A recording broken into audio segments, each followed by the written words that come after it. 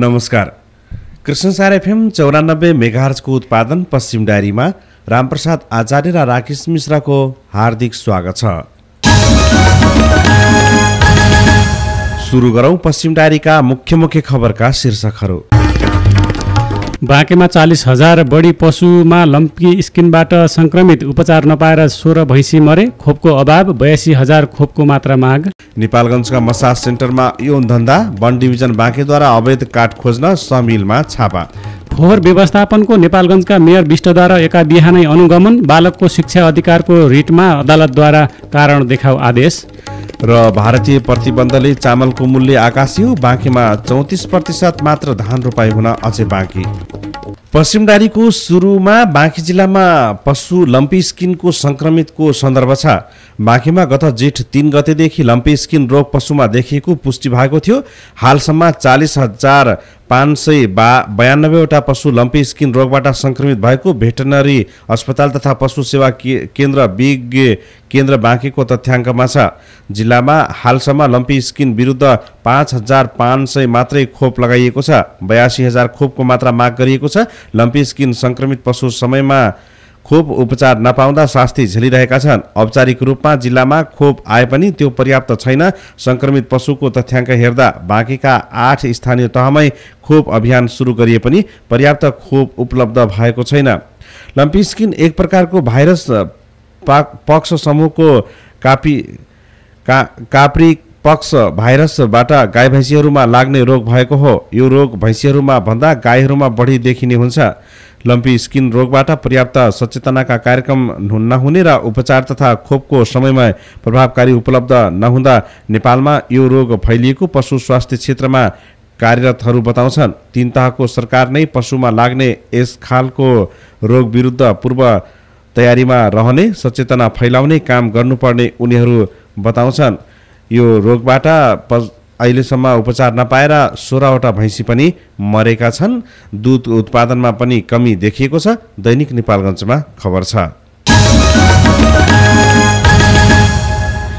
बाँकेमा यस वर्ष अहिलेसम्म 66% मात्रै रोपाई भएको छ। धान खेतीका लागि पर्याप्त वर्षा नहुँदा साउन तेस्रो हप्तासम्म पनि हुनुपर्ने जति रोपाई हुन नसकेको हो। कृषि ज्ञान केन्द्र बाँकेका अधिकृत अनिश श्रेष्ठका अनुसार धान खेतीका लागि पर्याप्त वर्षा नहुँदा धान खेती हुँदै आएको 36,500 हेक्टर क्षेत्रफलको 34%मा मात्रै अझै रोपाई हुन नसकेको हो। कृषि ज्ञान केन्द्रका अधिकृत श्रेष्ठका अनुसार गत वर्षको तुलनामा यो 20%ले कम हो। हुनुपर्ने जति धान रोपाई हुन नसक्नु मुख्य कारण भनेकै वर्षा र सिँचाइ हो। त्यसका अलावा धान रोपाईको गत वर्ष र यस वर्षको तुलनात्मक रूपमा प्रतिशत भने फरक पर्ने अर्को कुनै कारण छैन। हालसम्म कम्तीमा पनि 85देखि 90%सम्म धान रोपाई हुनुपर्नेमा 66% मात्रै धान रोपाई भएको उहाँको भनाइ छ। काल पृष्ठमा खबर लेखिएको छ। नेपालगञ्जमा खोलिएका स्पा तथा मसाज सेन्टरमा यौन धन्दा हुने गरेको छ। मसाज सेन्टरका नाममा नेपालगञ्जमा खुल्ला यौन व्यवसाय सञ्चालन भएका छन्। यसरी खोलिएका मसाज सेन्टरमा मसाज पनि गराउने र भित्रभित्र यौन क्रियाकलाप तथा यौन धन्दा सञ्चालन गरिएका छन्। सुरुमा नेपालगञ्जको होटल स्नेह सामुन्ने स्पा सेन्टर भनेर खोलिएको थियो, तर अहिले त्यस्ता मसाज सेन्टरहरू राँझा चौकदेखि क्याम्पस चौकसम्म न्यू रोड जताततै छ्यापछ्याप्ती खोलेका छन्। विशेष गरी भारतीय ग्राहकलाई लक्षित गरेर खोलिएका यस्ता मसाज सेन्टरहरू नेपालगञ्जमा 2 दर्जनभन्दा बढी खुलिसकेका छन्। मसाजका नाममा ग्राहकसँग पैसाको मोलमोलाई गर्दै नेपालगञ्जमा दिउँसै यौन धन्दा हुन्छ। यस्ता मसाज सेन्टरमा पनि कतिपय दर्ता गरेर सञ्चालन गरेका छन् भने कतिपय दर्ता बिना नै सञ्चालनमा रहेका छन्। सबै मसाज सेन्टरमा मसाज गर्ने युवतीहरू मात्र रहेका छन्। तोकिएको मसाजको शुल्क मसाज सञ्चालकले लग्छन् भने मसाजपछि गरिने यौन क्रियाकलापको पैसा ती युवतीले लिने गर्दछन्। सद्भावमा खबर छ।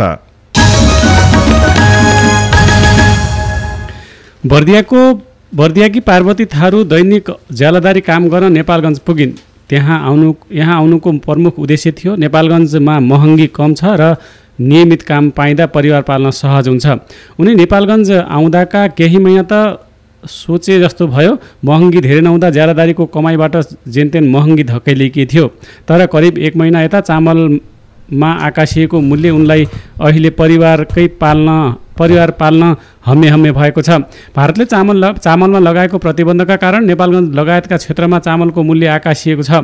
एक महिनै चामलको प्रति बोरा करिब 200 रुपियाँसम्मले मूल्य वृद्धि भएको छ। नियमित बजार अनुगमन नहुँदा पनि यहाँका व्यापारीहरूले मनलाग्दी ढङ्गले आफू खुसी मूल्य वृद्धि गरेका छन्। व्यापारीले चामल लगायतका सामानमा मूल्य वृद्धि गर्दा त्यसको मार अझै उपभोक्तासम्म परेको छ भने ठेक्नै नसकिने गरी महँगो मारबाट पिल्सीका मध्ये एक हुन् उहाँ आजको मिसन टुडेमा खबर लेखिएको छ।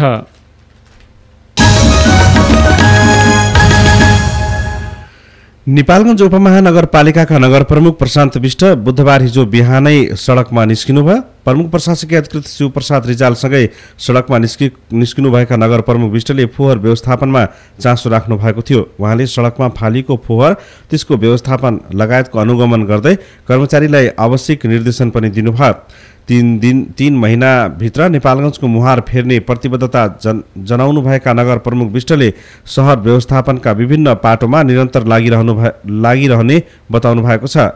नगर प्रमुख विष्ट बुधबार बिहान त्रिभुवन चौकबाट सदर लाइन हुँदै जिल्ला प्रशासन कार्यालय अगाडिको बाटो भएर भेरी अस्पताल पुगेर स्वास्थ्यजन्य फोहोरको सरसफाइको अवस्थाबारे अनुगमन गर्नुभयो।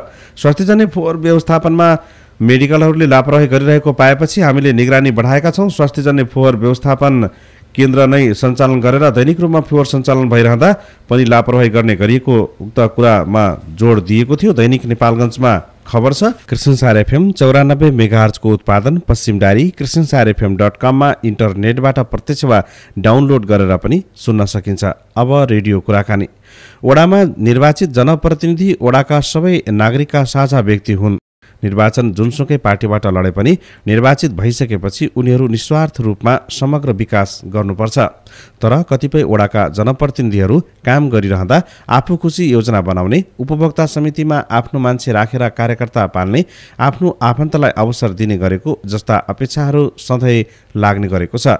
यस्तो प्रवृत्तिले जनप्रतिनिधिहरूको गरिमालाई घटाउँदै लगेको छ। कुराकानी गर्दै स्थानीय सुशासन विज्ञ मीनबहादुर मल्ल। पहिलो कार्यकालका वडा अध्यक्षहरूले स्थानीय तहका विभिन्न कानुनहरू नियमहरू बनाउनु पर्ने थियो। त्यो कार्यकालमा केही कानुनहरू बनाउनेमै समय लागेको हुनाले केही कामहरू अधुरा पनि थिए र केही कामहरू गर्न नसकेको अवस्था थियो। तर दोस्रो कार्यकाल अहिलेसम्म आइपुग्दा उहाँहरूले अहिले नयाँ कानुन बनाउनु पर्ने, स्थानीय तहले नयाँ संरचना बनाउनु पर्ने, कानुन बनाउने अवस्था छैन। त्यसकारण के हो भनेपछि अहिलेका वडा अध्यक्षहरूले काम गर्ने प्रशस्त अवसर छ। पहिला रोडम्याप तयार भइसकेको छ। पहिलो कार्यकालले सबै रोडम्यापहरू तयार गरिसकेको र अहिलेको जनप्रतिनिधिहरूलाई अथवा वडा अध्यक्ष काम गर्न सजिलो छ। उहाँले काम गर्न ठाउँ प्रशस्तै रहेको मैले महसुस गरेको छु। जसै नागरिकहरूको सबैभन्दा नजिकको घर आँगनको सरकार भनेको वडा सरकार नै हो। खासमा नागरिकहरूले अपेक्षा गरे अनुसारको वास्तविक जुन चाहिँ खेल्नुपर्ने भूमिका हो त्यो चाहिँ खेल्न सकिराखेका छन् या छैनन् वडाका अध्यक्ष लगायतका जनप्रतिनिधिहरूले। अब यस्तो सबैभन्दा पहिला त के हो भने वडा अध्यक्ष हामीले कस्तो कालको वडा अध्यक्षलाई निर्वाचित गर्यौँ भन्ने कुराहरू हामीले बुझ्न जरुरी छ। अब स्थानीय सरकार सञ्चालन ऐनमा भएका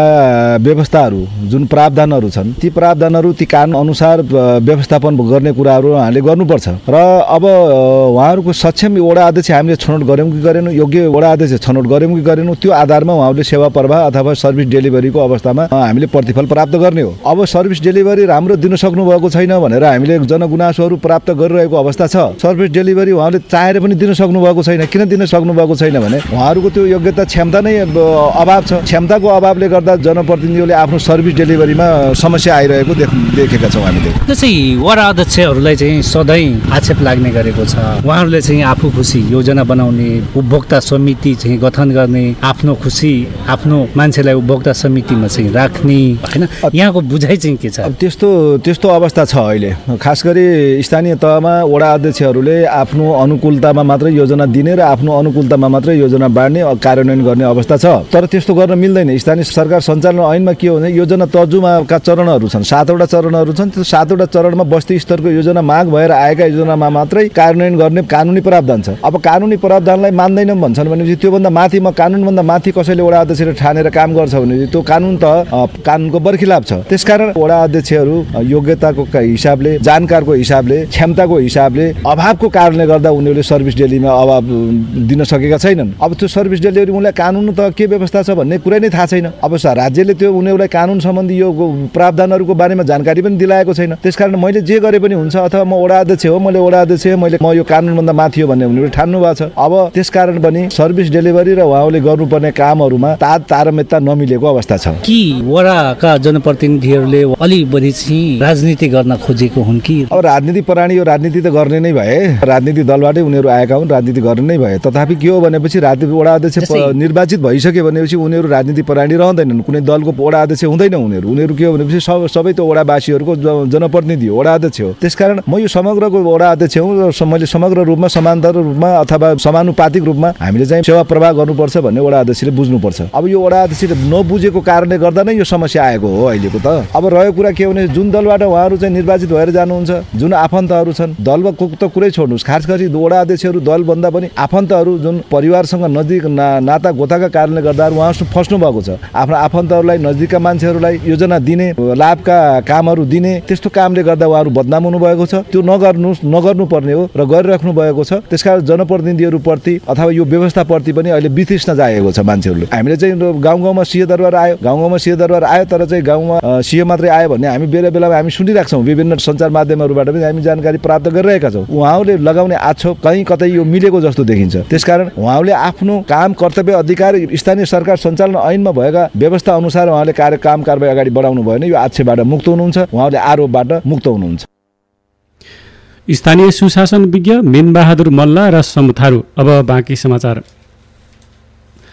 कोहलपुरमा आँखा पाक्ने भाइरल डिजिज एकबाट अर्कोमा सर्ने प्रकोप फैलिएको छ। करिब 2 हप्तादेखि यहाँका विद्यालय र बालबालिकामा यो प्रकोप अझ बढी देखिएको छ। अझ अन्य व्यक्ति पनि यसबाट प्रभावित भएका छन्। पहिला आँखा रातो हुँदै पानी बग्ने, चिलाउने, पोल्ने, आँखा पाक्ने समस्या देखिन थालेको छ। विद्यालयहरूमा बालबालिकाहरू अझ धेरै हुने गरेको र उनीहरूसँगै हुँदा बालबालिकामा अझ बढी यसमा प्रभावित भएका कोहलपुर नगरपालिका अन्तर्गतको स्वास्थ्य शाखाका जनस्वास्थ्य निरीक्षक प्रेम प्रसाद पाण्डेले बताउनु भएको छ। मिसन टुडेमा खबर लेखिएको छ। बाँकीमा अवैध रूपमा हुने वन फडानी र काठको कारोबार नौलो होइन।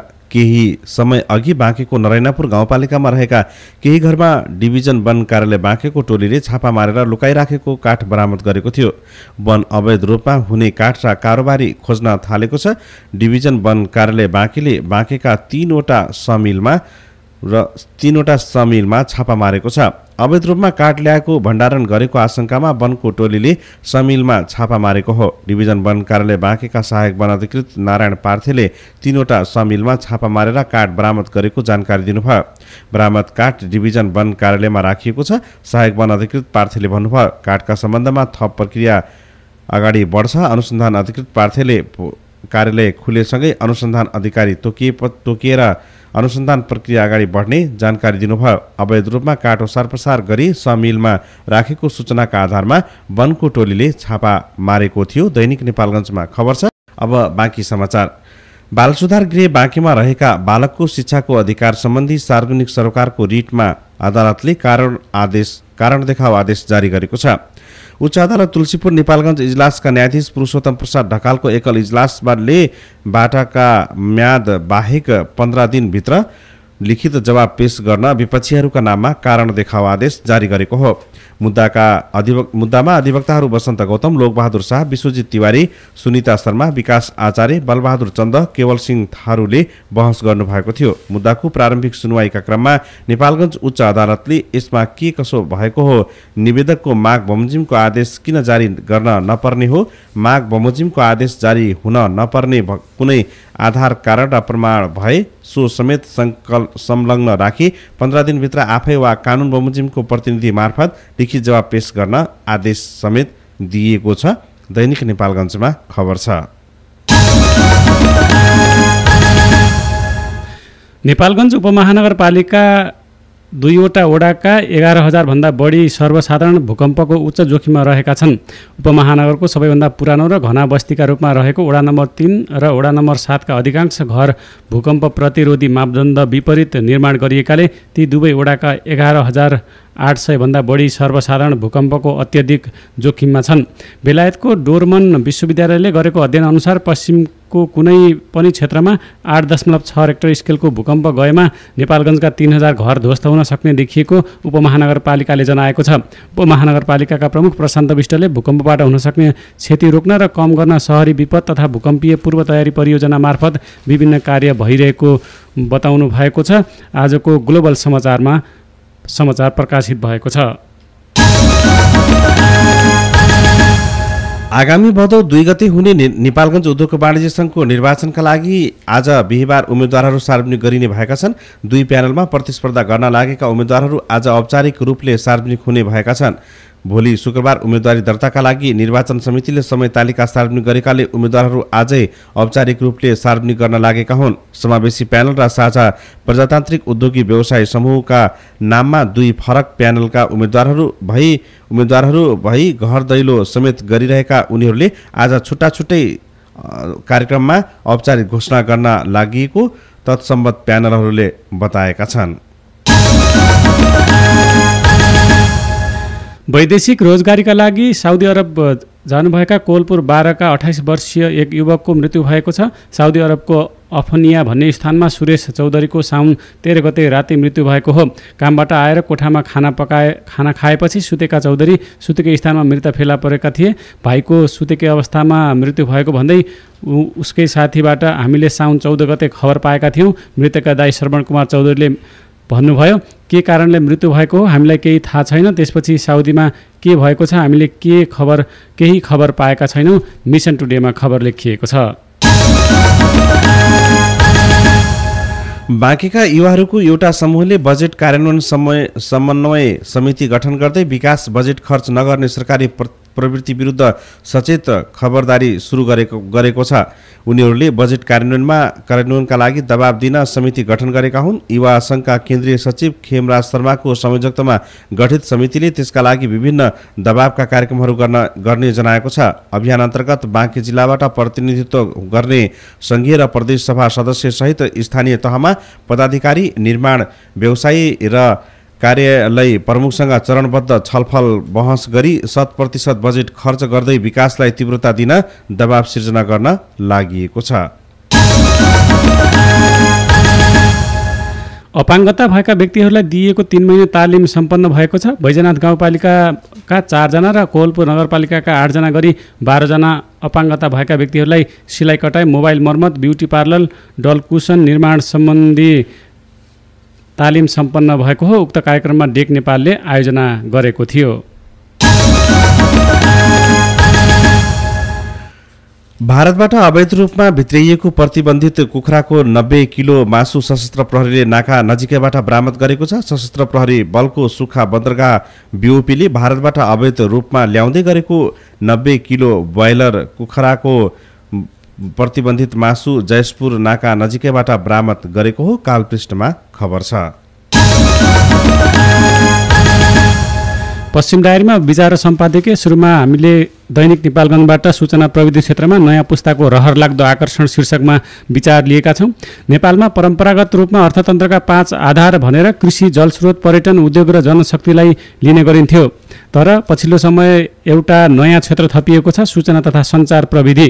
केही दिन अघि मात्रै इन्स्टिच्युट फर इन्टिग्रेटेड डेभलपमेन्ट स्टडिजले सार्वजनिक गरेको एक प्रतिवेदनको नतिजाले यो तथ्य अझ बलशालीन रूपमा पुष्टि भएको छ। सो प्रतिवेदन अनुसार नेपालमै बसेर विदेशीलाई सूचना प्रविधि सेवा निर्यात गरिरहेका करिब 66,500 आइटी जनशक्ति मार्फत वार्षिक 66 अर्ब रुपियाँभन्दा बढी आम्दानी भइरहेको छ। अब आवश्यकताका आधारमा सूचना प्रविधि मानव जीवनका लागि नहुने साधन बनेको छ भने आय आर्जनका हिसाबले पनि अर्थतन्त्रको महत्त्वपूर्ण आधारको रूपमा स्थापित हुँदै गएको पुष्टि भएको छ। अब सम्पादकीय आजको सम्पादकीयमा पनि आइटी उद्यमसँग मिल्दो सम्पादकीय रहेको छ। कान्तिपुरले छापेको छ। आर्थिक मन्दीले अर्थतन्त्रका प्राय क्षेत्र आक्रान्त छन्। कतिपय सूचक निराशाजनक छन्। यही बेला सूचना प्रविधि आइटी सेवा निर्यातबाट नेपालले एकै वर्षमा ठूलो धनार्जन गरेको खबरले अलग्गै आशाको सञ्चार गरिदिएको छ। परम्परागत रूपमा खासै चर्चा नहुने विषयको पनि निर्यात व्यापारमा सम्भावना देखिएपछि मरुभूमिमा मरुद्यान भेटे झैँ भएको छ। सर्वाङ्गीण विकास अध्ययन केन्द्रले सार्वजनिक गरेको प्रतिवेदन अनुसार नेपालको सबैभन्दा ठूलो निर्यातका रूपमा सूचना प्रविधि सेवाबाट वार्षिक 67 अर्ब रुपैयाँ भन्दा धेरै आमदानी भएको छ। देशमा वार्षिक 9000 आईटी ग्रेजुएट उत्पादन हुने भए पनि सरकारी कार्यालयमा आईटी कर्मचारीको अभाव छ। भएकालाई समेत दक्षता अनुरूपको जिम्मेवारी नदिएको उदाहरणहरू रहेका छन्। चालू आर्थिक वर्षको बजेटमा सरकारले सूचना प्रविधि उद्योगमा वैदेशिक लगानीको सीमा हटाइदिएको छ, तर लगानी ल्याउने थप उल्झनमा सहजीकरण आवश्यक छ। साथै सूचना प्रविधि सेवा निर्यात गर्ने उद्योगलाई विदेशमा कार्यालय स्थापना गर्न वा सफ्टवेयर वा उपकरण खरिद वा जडान गर्न 10% सम्म विदेशी सटही सुविधा उपलब्ध गराउने निर्णय बिना झन्झट कार्यान्वयनमा लैजानु पर्दछ। धेरै ठूलो लगानी र पूर्वाधार आवश्यक नपर्ने र मुलुकको जटिल भौगोलिक अव्यवस्थितले पनि कुनै असर नगर्ने भएकाले पनि नेपालले आईटी क्षेत्रमा प्रवर्धनमा जोड दिने पर्छ। पर्यटनका लागि सगरमाथाको थोर बहुत ब्रान्डिङ गर्दै आएको नेपालले अब डेटा सेन्टरका लागि पनि आफ्नो भूगोलको प्रचार गर्नुपर्छ। सूचना प्रविधिले सम्भावनाका सयौं ढोका खुल्ला गरिदिएको छ, जसमा सरकारको न्यानो स्वागतको खाँचो रहेको छ। आजको कान्तिपुरले आफ्नो सम्पादकीयमा लेखेको छ। यिनै खबरसँगै बिहान 6:30 बजेको पश्चिम डायरी सकियो। बिदा माग्नु अघि मुख्य मुख्य खबरका शीर्षकहरू फेरि एकपल्ट। बाँकेमा 40,000 बढी पशुमा लम्पी स्किनबाट संक्रमित, उपचार नपाएर 16 भैँसी मरे। खोपको अभाव, 82,000 खोपको मात्रा माग। नेपालगञ्जका मसाज सेन्टरमा यौन धन्दा, वन डिभिजन बाँकेद्वारा अवैध काठ खोज्न समिलमा छापा। फोहोर व्यवस्थापनको नेपालगञ्जका मेयर विष्टद्वारा एका बिहानै अनुगमन, बालकको शिक्षा अधिकारको रिटमा अदालतद्वारा कारण देखाउ आदेश। र भारतीय प्रतिबन्धले चामलको मूल्य आकाशियो, बाँकीमा 34% मात्र धान रोपाई हुन अझै बाँकी। हवस् त, पश्चिम डायरीका प्राविधिक साथी रामसँगै रामप्रसाद र म राकेश पनि बिदा हुन्छौँ। आज साउन 18 गते बिहिबार 3 अगस्तको दिन सबैका लागि शुभ रहोस्। नमस्कार।